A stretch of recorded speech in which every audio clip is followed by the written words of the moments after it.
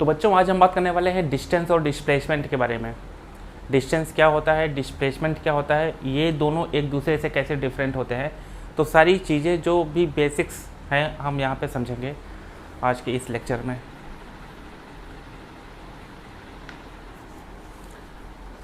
सबसे पहले हम देखेंगे डिस्टेंस क्या होता है। डिस्टेंस कुछ लोगों को तो समझ में आ रहा होगा, डिस्टेंस और डिस्प्लेसमेंट दोनों एक ही चीज़ होते होंगे। होता है डिस्टेंस और डिस्प्लेसमेंट, जैसे कि हम किस पाथ को हम डिस्प्लेसमेंट बोलेंगे, किसको हम डिस्टेंस बोलेंगे। तो सबसे पहले यहाँ पे देखेंगे कि एक पॉइंट ये है, एक पॉइंट ये है।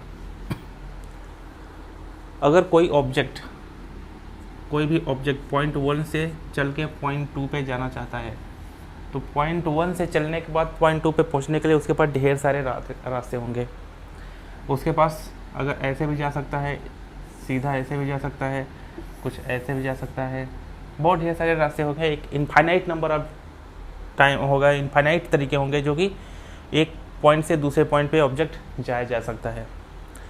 यहाँ पे हम देखेंगे डिस्टेंस के बारे में। तो डिस्टेंस का मतलब ये होता है कि जैसे कि कोई ऑब्जेक्ट इस पाथ पे चलना शुरू किया, इस पाथ पे चलना शुरू किया, तो पहले हर एक पॉइंट पे उसका एक पाथ होगा, जो ये ट्रेजेक्ट्री बन रही है ऊपर वाली।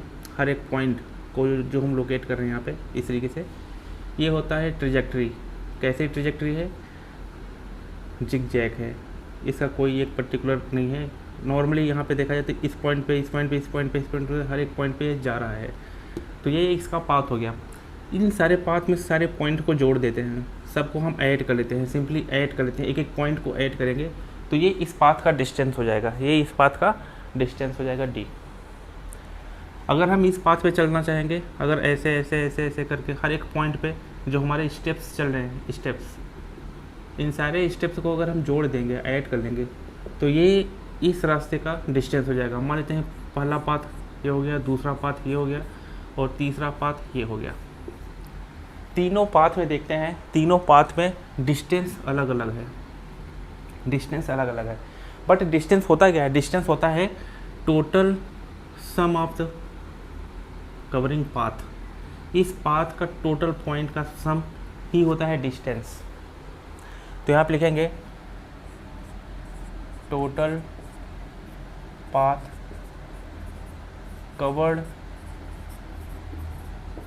By the object.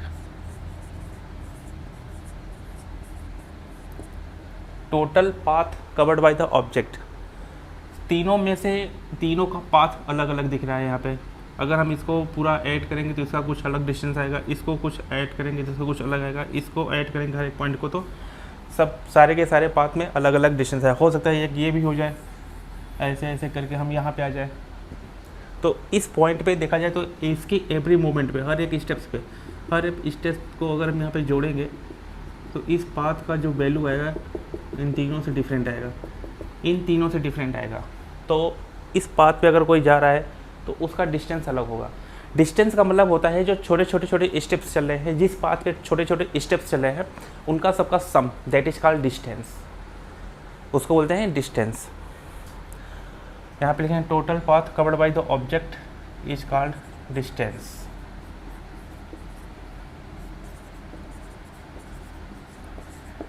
देखा जाए डिस्टेंस हमारा में डायरेक्शन होता है नहीं होता है। कुछ लोग बात करते हैं कि वेक्टर क्वांटिटी होती है, स्केलर क्वांटिटी होती है। ये सब चीज़ हम कैसे आइडेंटिफाई करते हैं कि कौन सी फिजिकल क्वांटिटी स्केलर क्वांटिटी है और कौन वेक्टर क्वांटिटी है। हम यहाँ पे देखेंगे कि इसके बारे में सबसे पहले तो देखा जाए तो इसकी जो यूनिट होती है, इसकी यूनिट होगी मीटर या किलोमीटर, और भी ढेर सारे सेंटीमीटर, मिलीमीटर, एक तरह का जो डिस्टेंस हो जाता है इन सब में होता है, उसकी यूनिट होती है। अब हम बात करेंगे कि ये वेक्टर है या स्केलर है। तो देखा जाए कि अगर जिस पाथ पे एक से ज़्यादा डायरेक्शन आ जाता है, एक से ज़्यादा डायरेक्शन आ जाता है, उसको बोलते हैं स्केलर। क्योंकि एक से ज़्यादा डायरेक्शन आने का मतलब हम उसको आइडेंटिफाई नहीं कर पाएंगे कि पर्टिकुलर किस डायरेक्शन में है, एक फिक्स डायरेक्शन नहीं मिलता है। तो हम यहाँ पे बात करेंगे कि जैसे इस पाथ को लेंगे, हम इस पाथ को, ये यहाँ पे है 1 2 3, ये है फोर्थ। टोटल 4 पाथ हैं। चारों में से हम दिखाएंगे किस पाथ में हमारा वेक्टर है या किस पाथ में हमारा नहीं है। अगर जिस पाथ में एक से ज़्यादा डायरेक्शन आ जाता है उसको हम स्केलर क्वांटिटी कहेंगे, और जिस पे सिंगल डायरेक्शन है जिस पाथ पे उसको हम कहेंगे वेक्टर। तो इस पाथ पे हम अगर चलते हैं तो इस पॉइंट पे देखा जाए, इस पॉइंट का डायरेक्शन क्या है, अगर ऑब्जेक्ट ऐसे चलना शुरू कर रहा है, ऐसे जा रहा है, तो यहाँ से यहाँ तक चलेगा, तो इस पाथ पे जो उसका होगा डायरेक्शन ये होगा। इस पॉइंट पे अगर आप पहुँच जाए तो यहाँ पे इसका डायरेक्शन अलग होगा, यहाँ पे इसका पाथ का डायरेक्शन ऐसे होगा, इस पॉइंट पे डायरेक्शन ये होगा, इस पॉइंट पे ये होगा। हर एक पॉइंट पे उसका डायरेक्शन क्या हो रहा है, चेंज हो रहा है। हर एक मोमेंट पे, हर एक पॉइंट पे उसका डायरेक्शन क्या हो रहा है, चेंज हो रहा है। तो इसको तो हम बिल्कुल भी नहीं कहेंगे कि ये एक वेक्टर क्वांटिटी है, क्योंकि इसमें एक से ज़्यादा पॉइंट पे डायरेक्शन चेंज हो रहा है। तो ये हो गया स्केलर, ये हो गया स्केलर क्वांटिटी। जिस पाथ पे एक से ज़्यादा डायरेक्शन मिल जाए उसको हम स्केलर क्वांटिटी बोलेंगे, वो वेक्टर कभी नहीं होगा।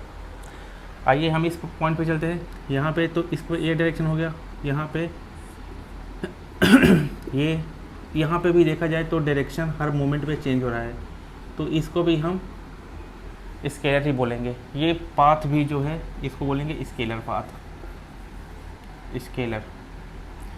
इस पाथ पे देखा जाए तो यहाँ पे भी बिल्कुल वही चीज़ दिख रहा है, हर एक मोमेंट पे चेंज होगा यहाँ पे डायरेक्शन। यहाँ पे जहाँ जहाँ डायरेक्शन चेंज हो जाए उसको बोल दो आप स्केलर। आ जाते हैं पार्ट यहाँ पे थर्ड पे, हम देखते हैं थर्ड पे क्या हो रहा है। इस पॉइंट पे हम देखेंगे, इस पॉइंट पे, इस पॉइंट पे, इस पॉइंट पे, इस पॉइंट पे, ऐसे ढेर सारे पॉइंट जो भी होगा, इनफाइनाइट नंबर ऑफ पॉइंट होंगे इस लाइन पे। यहाँ पे इसका डायरेक्शन क्या होगा, 1 पॉइंट से 2 पॉइंट तक जाने के लिए ये डायरेक्शन होगा, यहाँ पे ये डायरेक्शन होगा, यहाँ पे ये डायरेक्शन होगा। देखा जाए तो यहाँ पे डायरेक्शन बिल्कुल भी चेंज नहीं हो रही है।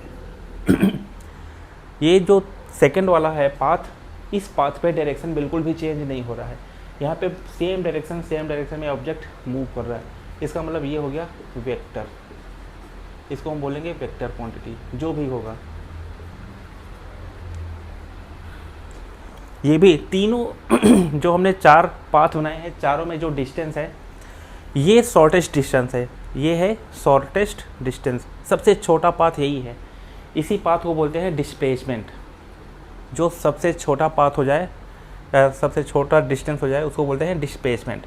और डिस्प्लेसमेंट एक वेक्टर क्वांटिटी हो जाती है, क्योंकि उसके हर एक मोमेंट पे, हर एक पॉइंट पे डायरेक्शन सेम हो रहा है। बाकी तीनों में देख लो आप, कहीं पे भी डायरेक्शन सेम नहीं है। अब ये हो गया डिस्टेंस। डिस्टेंस पे हम लिखेंगे, इसको बारे में लिखेंगे, ये एक स्केलर क्वांटिटी है, स्केलर क्वांटिटी है, ठीक है। अब हम यहाँ पे लिखने वाले हैं डिस्प्लेसमेंट के बारे में। डिस्प्लेसमेंट एक तरह का डिस्टेंस ही होता है, डिस्प्लेसमेंट एक तरह का डिस्टेंस ही होता है, बट वो कैसा डिस्टेंस होना चाहिए, शॉर्टेस्ट पाथ या shortest distance. Displacement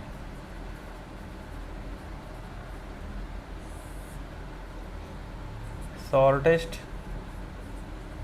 distance covered by the object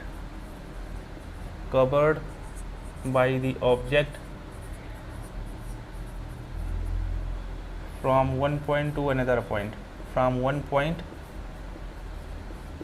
to another point.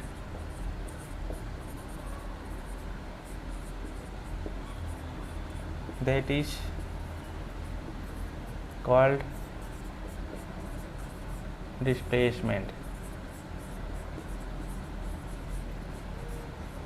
अगर डिस्प्लेसमेंट की बात करें, इसका जो यूनिट होता है, यूनिट सेम होगा, kilometre, metre, centimetre, millimetre, micrometre, something ढेर सारे जो मीटर में आते हैं वो सब होते हैं इसके यूनिट। इसकी बात करेंगे तो ये एक तरह का देखा जाए तो ये वेक्टर क्वांटिटी होती है। वेक्टर क्वांटिटी, वेक्टर क्वांटिटी का मतलब हर एक इसके पाथ पे, हर एक पॉइंट पे डायरेक्शन सेम आ रहा है, जिसकी वजह से इसको बोलेंगे वेक्टर क्वांटिटी। आइए इससे रिलेटेड हम यहाँ पे कुछ न्यूमेरिकल करने वाले हैं। डिस्टेंस और डिस्प्लेसमेंट काफ़ी कुछ क्लियर हो जाएगा न्यूमेरिकल करने से।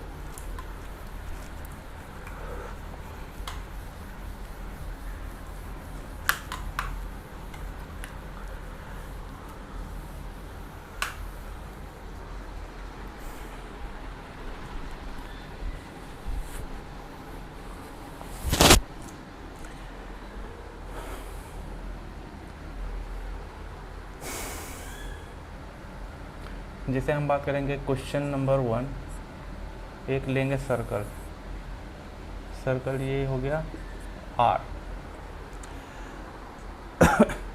तो देखा जाए ये पॉइंट 1 हो गया, ये पॉइंट 2 हो गया, ये पॉइंट 3 हो गया, 3 पॉइंट हमने लिया है।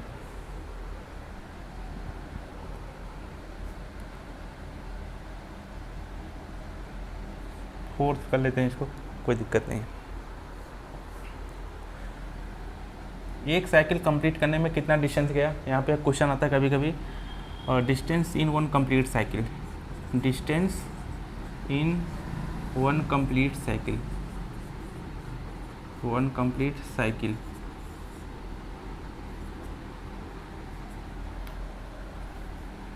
तो यहाँ पे हो जाएगा डिस्टेंस एंड डिस्प्लेसमेंट, इसको हम करेंगे distance and displacement, distance and displacement,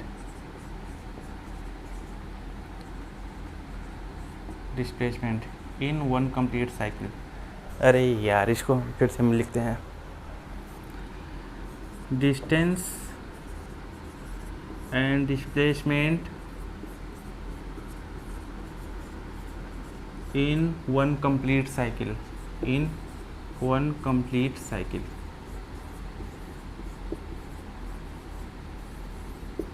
कितना होगा, तो देखा जाए तो डिस्टेंस हमारा कितना हो जाएगा 2 पाई r, ये डिस्टेंस हो जाएगा, क्योंकि एक पूरा साइकिल कंप्लीट करने में ये इसकी जो सरकमफेरेंस है वही डिस्टेंस हो जाएगी, जिसे बोलेंगे 2 पाई r। डिस्प्लेसमेंट क्या हुआ, डिस्प्लेसमेंट शॉर्टेस्ट पाथ होता है from one point two another point. तो इस पॉइंट से चल के इसी पॉइंट पे आ जा रहा है, तो कितना इसका डिस्टेंस हुआ शॉर्टेस्ट, 0। तो इस केस में तो ये 0 हो जाएगा वन कंप्लीट साइकिल में। तो दोनों आंसर यहाँ पे आ गए, पॉइंट 1, पॉइंट 2 यहाँ पे हम 2 लेंगे।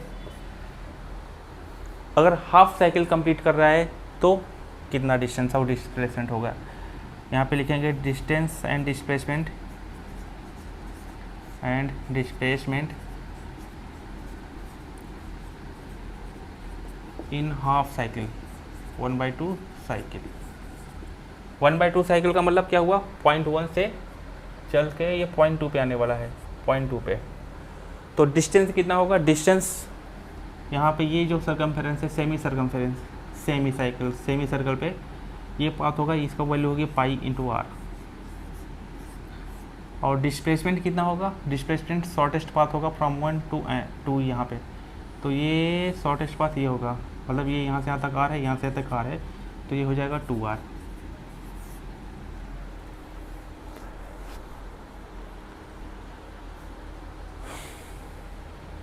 अगर 1 और 4 पे गया तो मान लेते हैं ऑब्जेक्ट यहाँ से यहाँ तक जा रहा है, यहाँ से यहाँ तक जा रहा है, तो कितना यहाँ पे हुआ डिस्प्लेसमेंट और डिस्टेंस। अगर इस पॉइंट पे आ गया तो यहाँ से यहाँ तक चलेगा, अगर ऐसे ये 1/4 चल रहा है, 1/4, तो टोटल 2 पाई r का 1/4 हम करेंगे। तो यहाँ पे अगर चलेगा और 1/4 में, 1/4 में अगर जाएगा तो टोटल होगा 2 पाई r बाई 4, ये हो गया डिस्टेंस, यानी कि हो जाएगा पाई r अपॉन 2, ये डिस्टेंस आपका ये हो जाएगा। और डिस्प्लेसमेंट कितना होगा यहाँ